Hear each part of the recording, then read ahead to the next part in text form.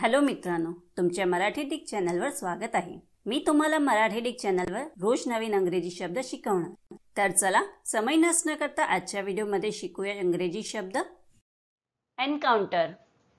एन्काउंटरचा मराठी अर्थ आकस्मिक भेट, सामना, प्रसंग, दोन हात, चकमक, अचानक गाठ पडणे, समोरासमोर गाठणे, च्याशी झगडणे, अनुभवणे किंवा पोलीस आणि गुंडाला मारण्यासाठी केलेला गोळीबार होत आहे।